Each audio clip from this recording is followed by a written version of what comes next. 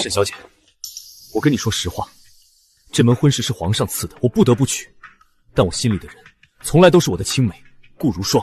谢世子的真心我不稀罕，世上最不值钱的就是这种东西。你心里装着谁，我不管，但你要记住，娶我进门就得以我为尊。世子爷，不好了，如霜出事了！岂有此理！这么大的事，怎么现在才来报？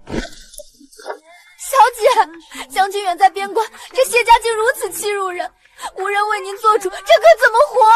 新婚之夜，私会外事，既然世子如此不要体面，那就都别要了。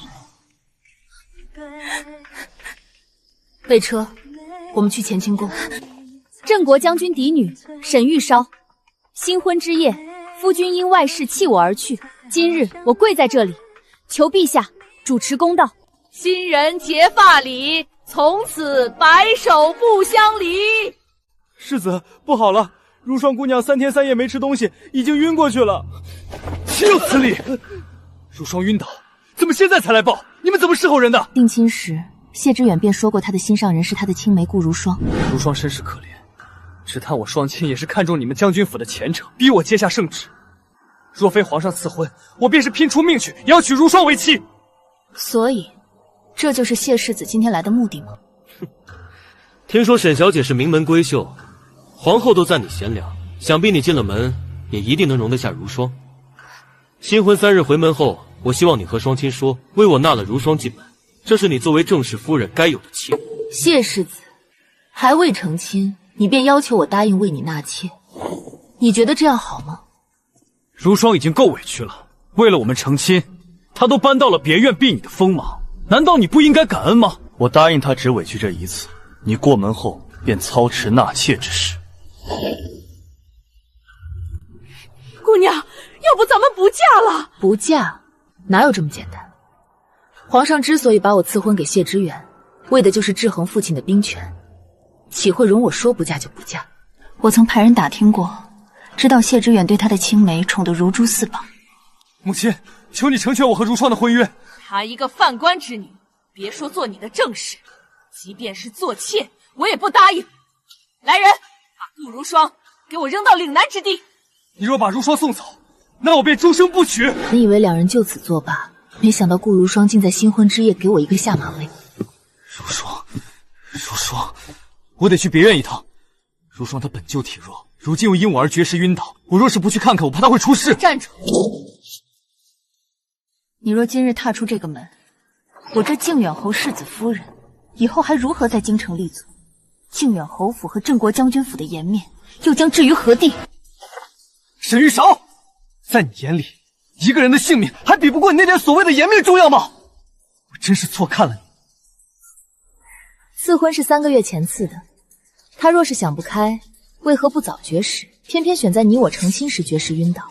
要不他有心机故意如此，要不就是他不爱惜自己的生命，自己求死。既然他不爱惜生命，自己求死，你去不去见他又有何关系？我告诉你，沈玉韶，休想！我答应过如霜，此生只有她一人足矣。我不会爱你，更不会碰你一根手指头。这靖远侯府的子嗣也只会由如霜生下。还是说，你和京城里那些庸俗的世家女子一样，只看重荣华富贵？为了坐稳你这世子夫人的位置，就算我不爱你，你也要强留我在你屋里，与你圆房，好让你尽快怀上子嗣，从此母凭子贵。来人，备马，立刻带上最好的大夫去别院。靖远侯府这不是欺负小姐在京中无人撑腰吗？大婚之夜居然去陪一个外室，以后难道还要看外室的脸色过日子？小姐，大不了咱们不嫁了，等将军回来为小姐做主，断不会让小姐受委屈。我与你兄长流血流汗，为的是护国家安危，护家中妻儿不受人欺辱，谁也不能欺负我的女儿，就算是皇上，也不能让你受委屈。我当然不能受委屈，也不能让谢知远这么打我沈家的脸。我嫁进来，代表的是镇国将军的颜面，也是皇家赏的颜面。既然这门婚事是皇上所赐，父亲不在京中，我受了委屈，我自然要找皇上做主。备马车，我们去乾清宫。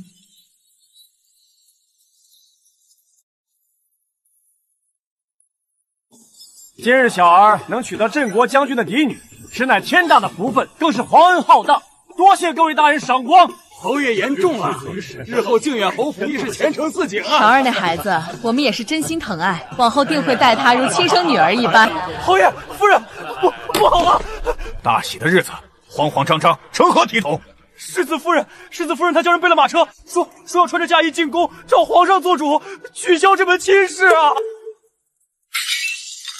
什么？世子呢？世子在哪儿？让他快去拦着，让他叫胡来啊！他早就去了别院，不在府里啊！胡闹，简直是胡闹！今日是他大婚的日子，他怎么敢扔下沈家小姐去别院？我就说吧，早就听说世子在外面养了个外室。我听说是以前礼部顾侍郎的女儿，顾家倒台后，世子花重金把她保了下来，一直养在别院里。这在京城里也不是什么秘密了。京城谁不知道谢知远偏爱顾如霜？可怜沈玉烧何等骄傲，偏偏嫁了一个心里装着别人的夫君。这可是新婚之夜啊！洞房花烛，他竟敢抛下皇上赐婚的新娘子，跑去私会外室，这简直是把镇国将军和皇家的颜面按在地上踩！我若是沈小姐，我也受不了这口气。大婚之夜受此奇耻大辱，传出去以后还怎么做人？我嫁人吧！还愣着干什么？马上派府里的人去追！无论如何，必须把夫人给我拦下来，绝对不能让她跪到宫门前！世子夫人这次出府带的侍卫是镇国将军的亲卫，个个都是上过战场、见过血的精锐。我们的人根本不是对手，刚一靠近马车，就被他们的刀鞘给打开了。他们说，谁敢阻拦，就是与镇国将军府为敌，我们根本拦不住啊！镇国将军的亲卫，沈家这是铁了心要把事情闹大，一点余地都没有。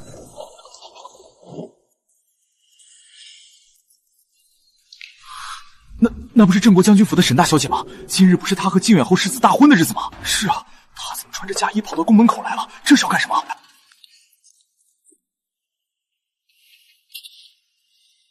臣女镇国将军嫡女沈玉少，求陛下做主，取消臣女与靖远侯世子的婚事。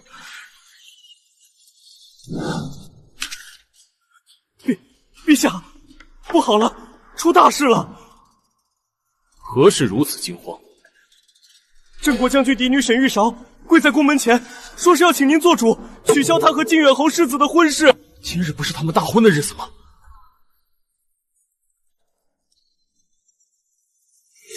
岂有此理！靖远侯府是连这也不放在眼里了吗？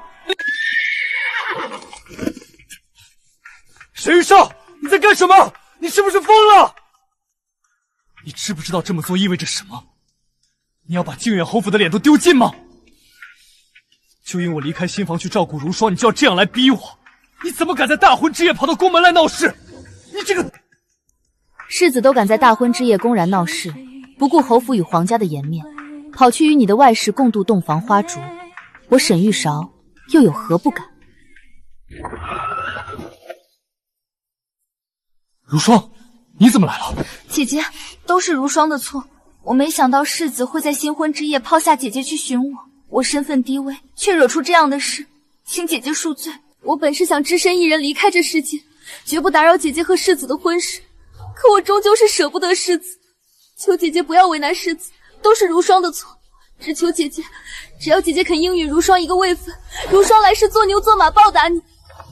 如霜，你不必跪他。世子，我是犯官之女，若无主母的点头，我进侯府便是一个死字，我怎么能让世子为难？夫人今日跪于宫门，如霜只求姐姐回府，何必让世子为难？如霜求你了。沈玉韶，如霜这样求你，你仍要不依不饶吗？姐姐，世子爱的人是我，你说我若在你身边晕过去，又被诊出喜脉，到时候你在侯府还有什么立足之地？夫人再不喜欢我，也会心疼侯府的孙子，对不对？居然敢威胁我，别说有孕，就是怀了个仙胎都没用。你说什么？你居然与世子珠胎暗结，你敢用一个威胁我？来人啊！世子和他的外室把我们小姐活活气死了！皇上有旨，宣镇国将军嫡女沈玉韶、靖远侯世子谢知远觐见。世子，妾身陪你一起去，我担心你。你？洒家倒是好奇，你算是个什么东西，也敢说陪着世子一起进宫？你以为这皇城宫乐是你家那不见光的别院后门吗？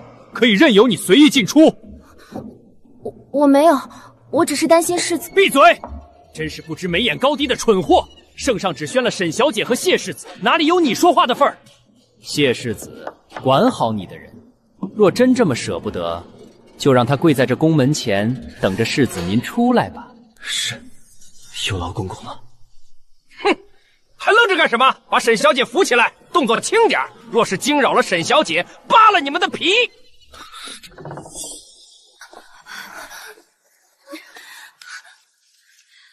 臣女沈玉烧给皇上和娘娘请安，请皇上、皇后娘娘为臣女做主啊！你有何冤屈？说。陛下隆恩，臣女与镇国将军府上下无不感恩戴德。可是新婚之夜，谢世子竟为了一个外室，将臣女一人独留新房，连夜奔赴别院。普天之下，岂有新婚之夜要为来历不明的外室让路的道理？这桩婚事如今已沦为全京城的笑柄，臣女无颜面对魏国宿边的父亲兄长。好一个靖远侯府，真是好大的胆子！来人，立刻传靖远侯和侯夫人进宫。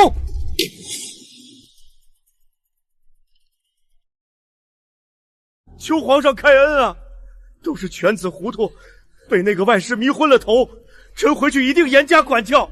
靖远侯，若你们谢家有心处理此事，沈家小姐今晚就不会穿着嫁衣跪在这冰冷的宫门前了。臣妇教子无方，臣妇保证一定会给玉韶一个交代，绝不会让那个顾如霜再出现。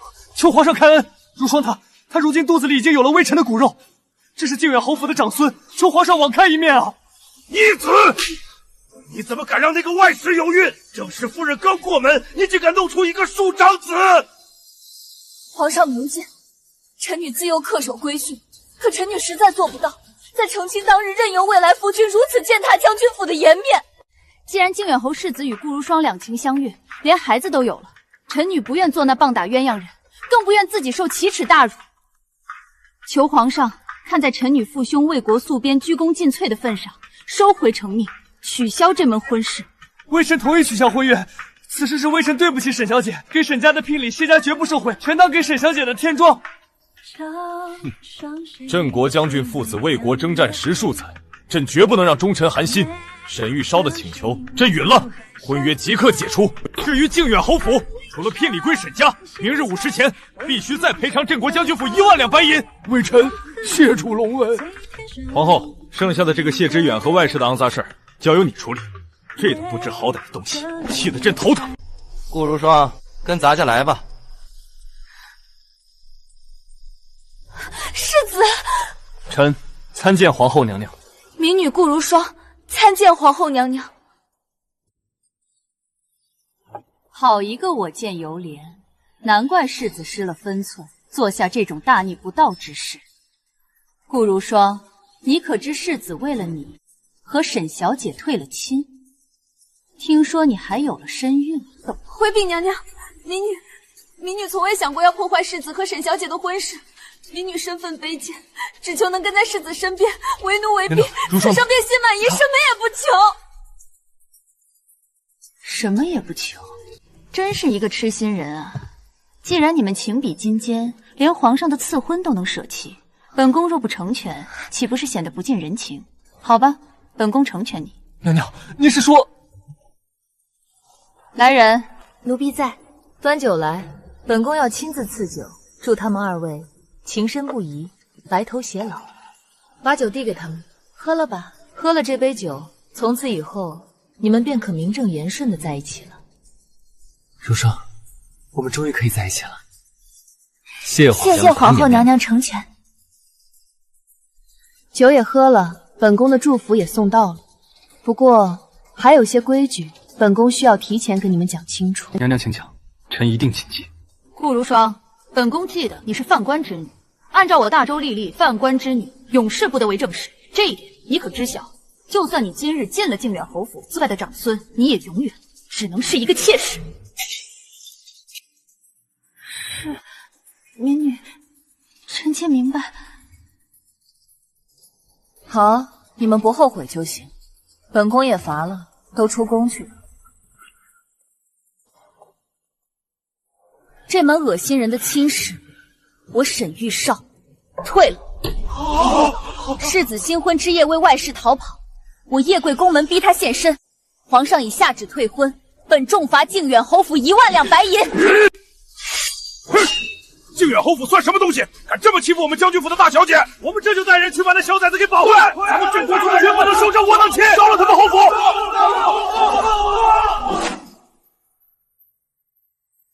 大家的心意，玉少领了。但我们将门之后，不可录里圣上已经断了是非。我们若擅自动私刑，便是抗旨。我的嫁妆，那是父亲母亲半生的心血，今夜我必须要全部拿回来。福伯，去库房把套马的绳索、扁担、推车全拉出来。将士们，披甲带刀，随我出征，去靖远侯府搬嫁妆。出发！逆子！我靖远侯府百年基业全毁在这个逆子手里了！侯爷，别砸了，这些可都是真金白银买回来的，您砸的都是咱们的家底儿啊！靖远侯府还有什么家底？知不知道皇上当时看我的眼神，那是看一个死人的眼神。抗旨拒婚，为了一个外室，在大婚之夜把镇国将军府的脸面踩在脚下。那个逆子是在打沈家的脸吗？他是在打皇上的脸。然而只是一时糊涂啊！还有那1万两白银，皇上金口预言1万两，你去哪里弄？1万两啊！这是侯府小半的流动家底了，人家沈玉上怎么不去抢啊？你给我闭嘴！皇上怎么能下这么重的罚？你这孩子死得不够快，还敢非议圣意！完了，全完了！来人，去祠堂把家法请出来，给我拿那条带倒刺的牛皮鞭，我要活活打死这个！怎么回事？侯爷夫人，不好了，天塌了！外面来了好多人，举着火把，带着刀，是沈大小姐带人杀过来了。听说了吗？狮子大婚夜跑去找外死了，活该被堵门。这侯府连祖宗脸都丢尽了。大小姐，这帮缩头乌龟把门拴死了，要不要兄弟们直接把门劈了？劈门太慢，也不够响，上破城锤！1、2、3，撞！侯爷，顶不住了，门栓要断了！开门，快开门！再撞下去，门就全碎了！沈玉韶，你疯了吗？深夜带重兵强闯当朝列侯府邸，你是要造反吗？你信不信我明日就在朝堂上参你镇国将军府一本？参我一本？看清楚了，皇上明察秋毫，已恩准我与那不知廉耻的逆公子解除婚约。今夜我便是奉旨来拉回我沈家一文不差的嫁妆，顺便催讨那1万两白银的生命赔偿。来人，给我进去搬！不够1万两的，就用侯府的好东西凑。这是沈家的金丝楠木床，拆了抬走。这套前朝汝窑茶具、装箱全抱出来，把库房里那几匹浮光戟全抱出来。让开！都瞎了眼吗？世子爷回府了。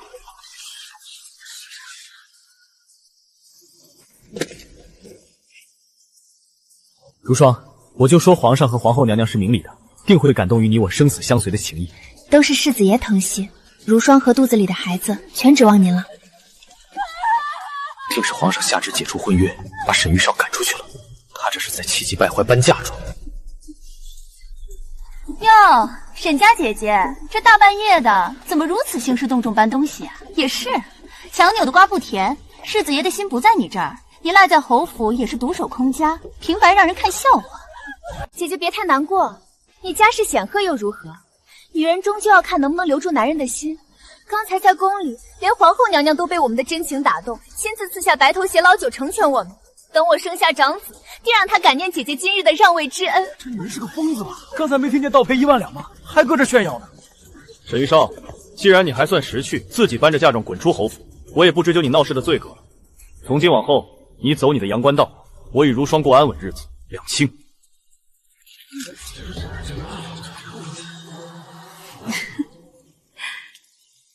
沈玉少，你想干什么？大庭广众之下，你敢伤如霜一根汗毛？伤他，谢知远也太高估你护着的这件玩意儿了。顾如霜，你刚才说皇后娘娘赐下白头偕老酒，是成全了你们的姻缘。你当真以为皇上和皇后娘娘是戏文里的月老，由着你们这两个不知孙卑的东西在天家颜面上踩踏？你少虚张声势！若不是皇上成全，我们怎么会毫发无损的出宫？你分明是嫉妒！毫发无损！皇上雷霆震怒，已彻底厌弃了靖远侯府。你引以为傲的世子爷，如今在圣上眼中，不过是个不忠不孝的蠢货。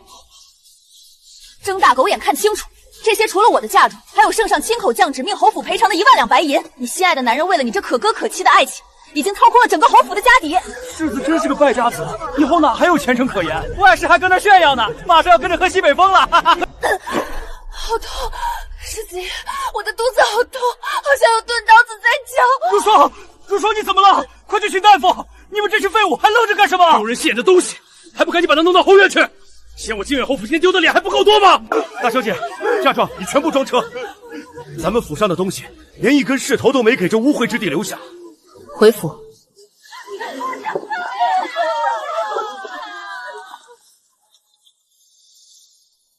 我们的孩子没能保住，这可是侯府的长孙世子，以后我们还会有孩子吧？娘子几天未进食，身子本就虚弱，今日情绪又激动，才至于此，恐怕以后也难有子嗣了。世子，怎么会如此？叫人查，我怎么会突然消产？一定是沈玉韶。那日我下了马车，只靠近过他，一定是他带了可害人落胎的香料。别说了，只当什么也没发生。你好好养身体。世子，侯爷和夫人有请。跪下！逆子，侯府的声誉都被你败坏了。为了一个宦官之女，你是不是要把侯府害死？你在大婚之日做出这样的事，是让靖远侯府和镇国将军府结死仇啊！皇上让你联姻，是给靖远侯府效忠的机会，而你抗旨不遵，只会让陛下觉得这是靖远侯夫妇的意思，是我的意思。我以为我们不愿意听从效忠陛下，不愿意做制衡镇国将军府的棋子，从此我们靖远侯府只会被皇上厌弃，再也没有希望了。我自会给你安排一门亲事，若你再敢为了顾如霜做出大逆不道之事，你便滚出谢家，这个世子我换人当。大小姐，探子刚传回消息，靖远侯府彻底乱拓了，谢知远被打得半死，顾如霜也绝育了，侯夫人正在四处典当嫁妆，凑那1万两白银。这只是他们咎由自取的开始。靖远侯府外强中干，不出半月，他们内部自己就会互相撕咬起来。1万两啊，这可是掏空了侯府大半个家底。为了凑齐这笔钱，我连脸面都丢尽了。夫人，该进去了。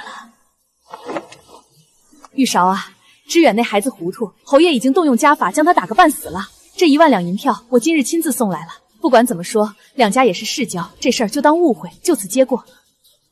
玉韶，长辈登门赔礼，你难道还要给侯府难堪？长辈，侯夫人怕是贵人多忘事，退婚圣旨一下，将军府与侯府就只剩债主与欠债之人的关系。这声长辈，我可高攀不起。福爸，既然人家把钱送来了，劳烦查验查验，咱们门风清正，可别收了来路不明的假账。是，大小姐。打脸，这是赤裸裸的打脸，居然像防市井无赖一样拿尺子量我的银票，这种把我的体面踩在脚底摩擦的羞辱，真是欺人太甚。大小姐，10张大通钱庄1000两银票，尺寸水印均属实。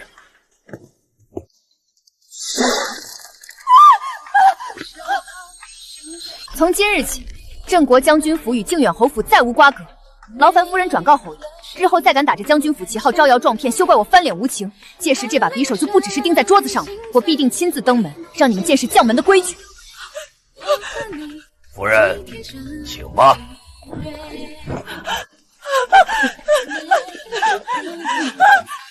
大小姐深夜召集，可是有要紧事，就算拼了这条老命，也绝不让大小姐受委屈。我不委屈，我虽是女儿身，但血管里流的是沈家的血。我不想下半辈子只在府里绣花度日，我要带大家谋条长远出路。这笔钱不能生锈，我要用它给退役伤员的弟兄们寻个能挺直腰杆赚钱的生机，也为将军府在京城立住脚跟。大小姐，您是说真的？咱们不做寻常买卖，要做就做别人没做过，既赚进达官贵人的银子，又神不知鬼不觉探听各府秘闻。就在这儿，翠微谷，我要在翠微谷建一座只对京城名门贵女开放的私密马场。女子马场，名门闺秀深居简出，这能有生意吗？他们看似风光，实则半辈子被困内宅，争风吃醋，缺的不是绫罗绸缎，而是一个能彻底卸下伪装，纵马驰骋的发泄地。翠微谷3面环山，里面一律由退役女兵和将士护卫，不许外男踏入，保证绝对私密。更何况贵女们聚在一起放松时，聊的必定是各家核心秘辛和朝堂风向，这才是真正的宝藏。既能给兄弟姐妹们安稳饭吃，还能把京城底细摸清，一本万利。硬件齐备，武力震慑也已完成。那些被困在高墙深院的世家千金们，必定对外面的世界充满渴望。这开业的第一炮，我定要打得漂漂亮亮，让翠微谷成为京城权贵女子趋之若鹜之地。刘姐姐，咱们真要进去？女子抛头露面来马场，若传出去，可是要被长辈责罚的。怕什么？这可是沈玉少拿着长乐公主的帖子下的邀约。再说，咱们成天闷在四方院子里，早就憋坏了。诸位妹妹，这翠微谷内连只公苍蝇都飞不进来，全是由退役的将门女兵守卫，绝对私密安全。在这里没有任何婆婆的规矩，也没有外男的避讳，诸位可以卸下帷帽，褪去枷锁，做一回真正的自己。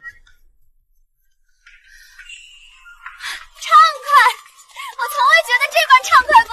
沈姐姐，这马场简直是世外桃源，我回去要让那些没来的姐妹羡慕死。翠微谷门槛极高，非熟人引荐不发腰牌。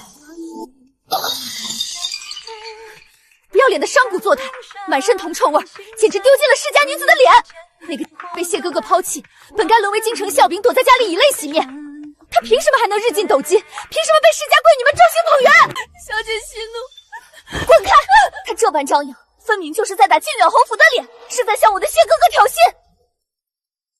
沈玉韶，你真以为自己能翻身上天了？走着瞧，本小姐有的是手段，让你生不如死。玉儿，别提那个晦气的沈玉烧了，不过是个被退了婚的弃妇，弄个乌烟瘴气的马场，还敢定什么非以剑不接待的破规矩，真把自己当个人物了。可不是嘛，成天和那些退役军汉混在一起，满身的铜臭味，把我们京城闺秀的脸都丢尽了。我何尝不是这么想的？沈家好歹也是将门世家，他这般自甘堕落，为了敛财连脸面都不要了，不仅败坏了风气，还让外人如何看待我们这些清清白白的世家女人？两位姐姐，3日后长乐公主在皇家别院举办春日宴，沈玉韶必然会仗着现在的风头去赴宴。难道我们就任由这个满身铜臭的贱女人在那种高雅的场合污染我们的眼睛吗？玉儿妹妹的意思是，我们要用明教礼法，用女贱女德，在春日宴的大庭广众之下联手发难，一人一句把她死死钉在不知廉耻的耻辱柱上。我要让她身败名裂，永无翻身之日。妙啊！长乐公主最重规矩，绝不会护着一个声名狼藉的商女，咱们就让她当场羞愤欲绝。乔见没？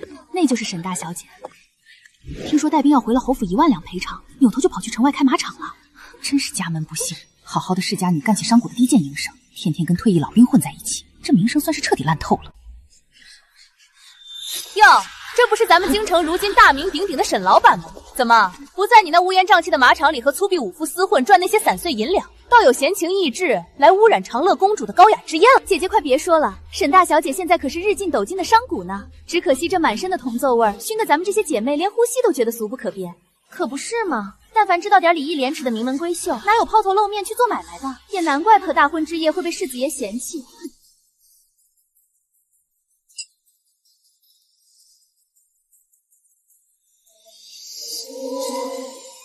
沈玉少，你少在这里装聋作哑！你以为弄个马场就能掩盖低贱的处境了？你不过是个被谢家抛弃的弃妇，世子爷宁可要一个出身低微的外室，也不愿意多看你一眼。你简直把镇国将军府的脸都丢尽了！说完了吗？若是说完了，那就轮到我说了。李小姐口口声声说商贾是低贱之流，说我开马场是沾染了铜气味。怎么，你们城阳伯府的规矩，竟已经大过大雍朝的国法了吗？你胡搅蛮缠什么？我什么时候说过规矩大过国法？大雍朝开国之初，太祖皇帝亲颁诏令，鼓励农商，正是有了你口中低贱的商贾，才有了这京城的繁华四季，才有了你身上穿的绫罗绸缎，头上戴的红宝石。你端起碗吃饭，放下碗骂娘，蔑视太祖皇帝国策，还敢在这里大言不惭的谈什么体统？再者，我镇国将军府男儿在边关引兵卧雪流血牺牲，保卫的是天下苍生的生计。我沈玉少不偷不嫁，嫁妆堂堂正正开马场，赚的每一分银子都干干净净。比起我，你们这些依靠父兄流血流汗换来锦衣玉食却毫无建树的内宅怨妇又算什么？像你这种只会躲在深闺嚼舌根，满脑子只装着怎么去讨好男人的蛀虫，究竟有什么资格来嘲笑我？你敢骂我是蛀虫？沈玉韶，你给我等着！我没指名道姓，李小姐若非要对号入座，我也拦不住。沈玉韶，你少在这里得意忘形！这马场开得再再大，也掩盖不了你被谢家修习的本质。你装什么清高？你以为别人不知道你们将军府打的什么算盘？你爹和你哥哥在边关屡次谎报军情，你开到马场变相敛财，不就是为了掩饰你们将军府的贪婪吗？李小姐，这话可不能乱说，这是要掉脑袋。我城阳伯父还怕他一个弃妇不成？沈玉韶拿那1万两赔偿金来开马场，说不定私底下中饱私囊。这种发国难财的手段，也配在这里装模作样？你想干什么？我的父兄正顶着漫天黄沙在边关流血，你这蠢货竟敢将他们的忠魂踩在脚下践踏！今日哪怕是血溅当场，我也要替城阳伯父扇烂你这张贱嘴！放肆！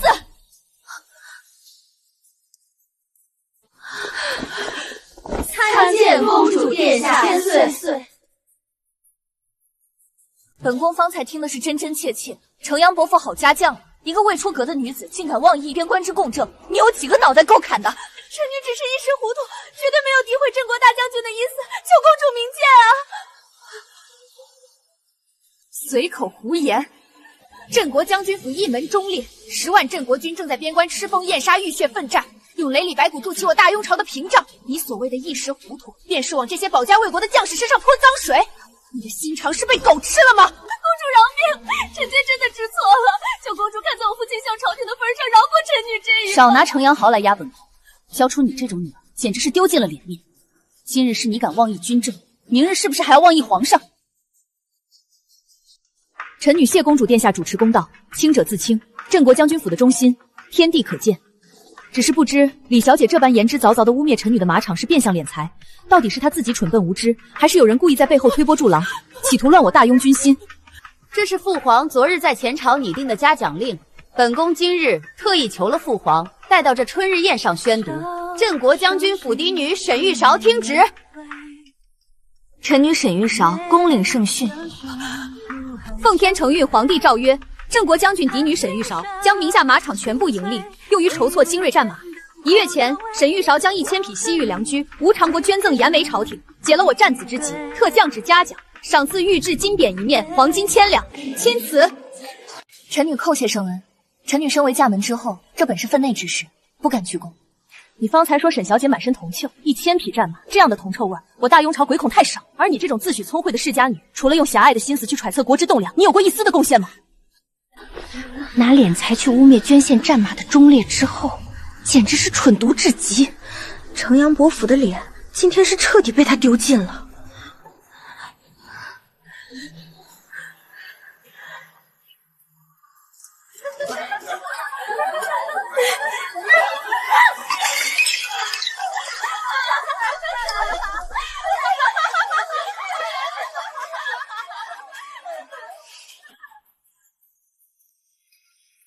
沈小姐，你今日可真是让本宫刮目相看，这等胸襟魄力，便是满京城的须眉男儿都要自愧不如。沈小姐大意，真是女中豪杰啊！沈小姐，那马场可还有位置？明日我便带上府里的姐妹去给您捧场。沈小姐，今日你可是最大的功臣，来，与本宫同坐主位，咱们好好饮上几杯。公主厚爱，臣女感激涕零，还请公主恩准臣女先去更衣歇息片刻。既然如此，本宫也不勉强你。来人，好生伺候沈小姐去客房更衣。谢公主体恤。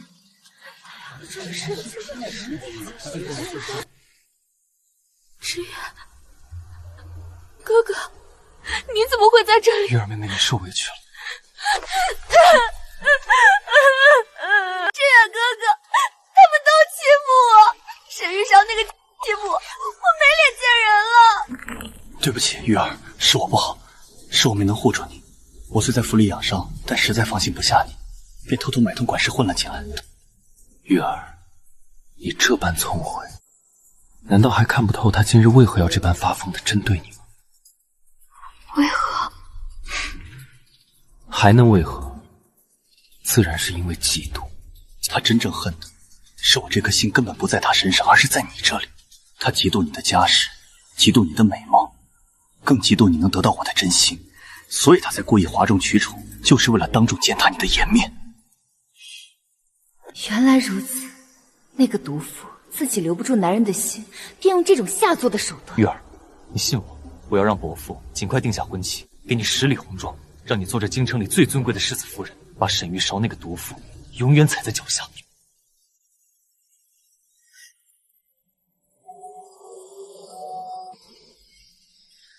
这世上怎会有如此厚颜无耻、颠倒是非的卑劣之人？知远哥哥，你快些回去养伤，免得落人口实。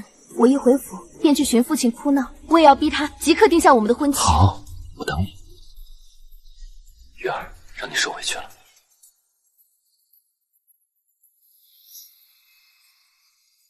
蠢货！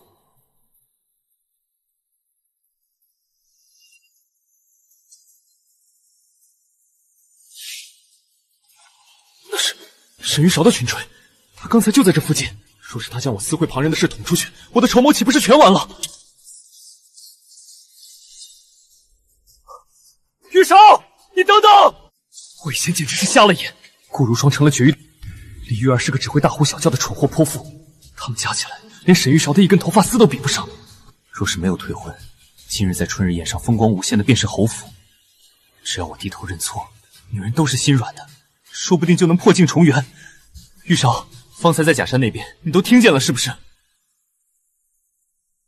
你听我解释，我刚才对李玉儿说的那些话，全都是逢场作戏啊！自从退婚后，侯府风雨飘摇，我若不假意逢迎李玉儿借势，侯府就彻底完了。我为了家族摧毁骗一个我根本看不上的蠢女人，我心里有多痛，你可知道？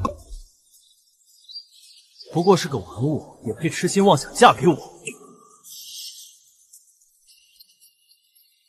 谢知远，你这个……玉儿妹妹，你怎么？我怎么回来了？我若是没回来，怎么能听到你这番肺腑之言？骗子！你是个令人作呕的骗子！什么逢场作戏都是被逼的，什么给我最风光的婚礼全都是放屁！玉儿，你听我解释，不是你想的那样，我刚才都是气话，是沈玉少这个逼我才口不择言的。滚开！别碰我！你疯了是不是？你以为你是个什么东西？若是再闹，我便真的休想娶你！你不娶我，你以为我稀罕你这个？两位慢慢互诉衷肠，我就不奉陪了。城阳伯府昨日已经收了靖远侯府的聘礼，这门亲事定了，就在下个月初8。有意思，把两只互生怨恨、互相撕咬的疯狗强行关进同一个名为婚姻的铁笼子里，这场不死不休的内宅好戏才刚刚开始。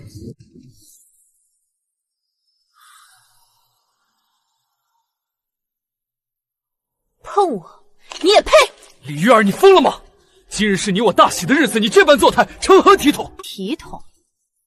你在春日宴上对着沈玉韶摇尾乞怜，骂我是个只配被利用的泼妇时，怎么不谈体统？若不是我爹说不能让京城看了笑话，你以为我会踏进你们这破落侯府的脚坎半步？滚去外间睡！若是敢碰我一根指头，明日我便让城阳伯府的人踏平你这侯府。你这般晚才来请安，且在正厅如此铺张，侯府如今这般光况，怎可如此糜费？母亲这脸色怎么这样差？怕不是心疼银子心疼出来的吧？不过也是，也就是我城阳伯府大度，还愿意带着10里红妆嫁过来扶贫，母亲可得把心放宽些。若是您气出了个好歹，光靠世子那点微末本事，可怎么撑得起来呀？你放肆！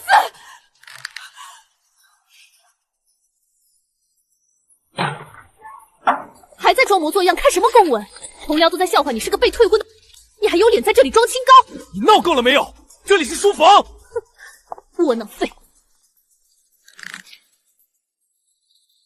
窝囊废！你就是个只配靠联姻续命的。如霜，如霜。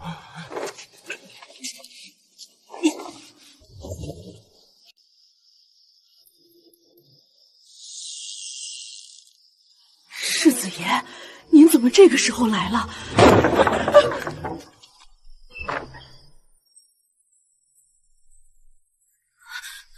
世子，怎么喝了这么多酒？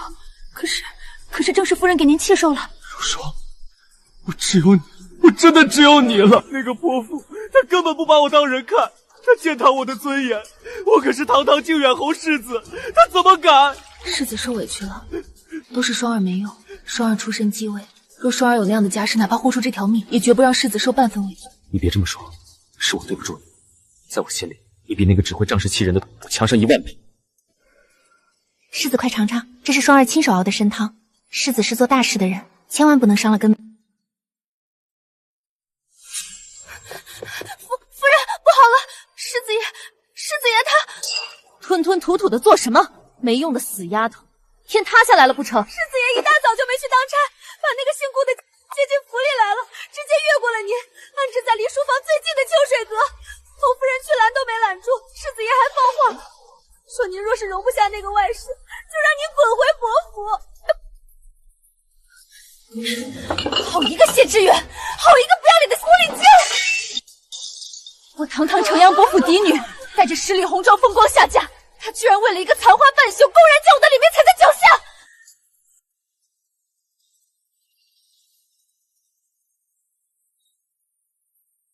不要脸的狐狸精！我城阳伯府的脸，侯府正室的体面，只有你这种暗藏公色践踏！来人，把这个拿下，扇烂他的脸！世子爷救命！夫人这是要双儿的命啊！若是夫人容不下双儿，这就去死，只求别气坏了夫人的身子。滚开！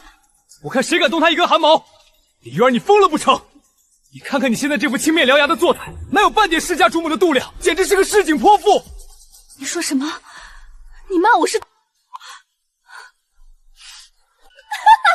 量？你指望我对一个什么东西有度量？你当个稀世宝贝护在身后的，不过是个早被皇后娘娘灌了绝嗣酒，这辈子都生不出半个种的残花败草。你竟敢！夫人，谢知远，你竟敢打我！打的就是你这个不知天高地厚的！我警告你，若是再敢动双儿一根汗毛，我定写下一纸休书，让你滚回家！世子爷别这样，都是双儿的错，您别为了双儿伤了何夫人的夫妻情。双儿，你不用怕，有我在，谁也别想欺负你。好的很，谢知远，我发誓定要让你们这对狗男女付出惨痛的代价。张大夫，快给我诊脉！恭喜夫人，贺喜夫人，脉象如珠走盘，确确实实是喜脉。夫人已经有1个月的身孕了。当真？嫡子，我有了侯府血脉的嫡子，只要我肚子里的孩子坐稳了，看着侯府谁还敢保那个狐狸精？翠柳，正房的院门给我看严了。张大夫开的安胎药，你必须亲自盯着炉子熬，等我坐稳了胎，就是他死无葬身之地的时候。姨娘，正房那边有动静了，夫人嫌屋里闷，正去后花园散心了。散心？在屋里闷了半个月，是该出来见见光了。大好春光，我也该去请个安了。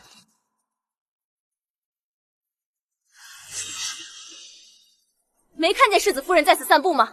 还不赶紧退下让路！让路？这后花园又不是城阳伯府的，怎么夫人走的我就走不得？你连妾都不如，也敢在我面前放肆，仗着世子爷宠爱就不知天高地厚了！不知天高地厚，夫人好大威风。夫人这肚子可得护好了，就算你千辛万苦生下来，世子爷最疼的依然是我。假以时日，若是我能过继个一儿半女，也是要叫你一声嫡母的。我杀了你！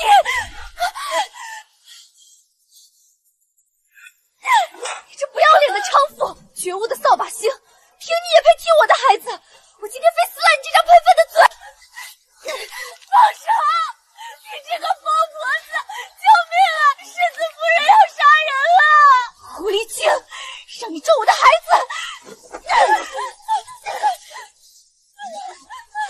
夫人，使不得，你还有身孕啊！你以为世子真的爱你吗？他碰你都觉得恶心。此刻他只是外强中干的纸老虎，再刺激几分便会自毁胎气。闭嘴！给我去死吧！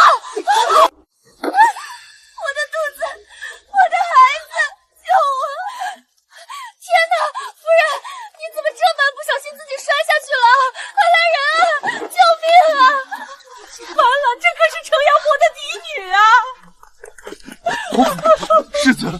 夫人这胎本就受寒虚腐，如今遭此重创，孩子恐怕保不住了。谢知远庶子敢害我女儿，今日不死不休，给我抓进靖远侯府！今日我要让他们血债血偿！女儿，娘的乖女儿，你到底造了什么孽，被这群折磨成这样？亲家母，这是个误会，是个意外啊，都是那副长眼的贱。闭嘴！谁是你亲家母？谢知远，你这宠妾灭妻的窝囊废！今日不是你休妻，是我城阳伯府休了你这烂人！男婚女嫁，各不相干。把小姐带走。皇上，谢知远宠妾灭妻，公然接外室回府，更纵容毒妇谋害老臣女儿腹中骨肉，求皇上严惩凶徒啊！臣等弹劾靖远侯教子无方，败化人伦纲行，天理难容。谢康，看你教出的好儿子，朕赐的婚他不要，非把个恶毒外室当成宝。如今草菅人命，简直将朝廷放法和皇室颜面踩在脚下。皇上息怒，老臣知罪，老臣回去定打死那个。不必了，传朕旨意。靖远侯贪赃枉法，教子无方，即日起剥夺靖远侯一切爵位，抄没全部家产，全家贬为庶人。皇上饶命啊！世子谢知远藐视圣恩，宠妾灭妻，即刻肆夺功名，逐出京城，永不录用。罪女故事谋害子嗣，判流放3000里，即刻发配极寒之地，不得宽宥。沈大小姐，哪家给您道喜了？皇上有旨。奉天承运皇帝诏曰：镇国将军嫡女沈玉少闻边关战马短缺，捐赠1000匹良驹，解前线燃眉之急，忠勇之心日月可见。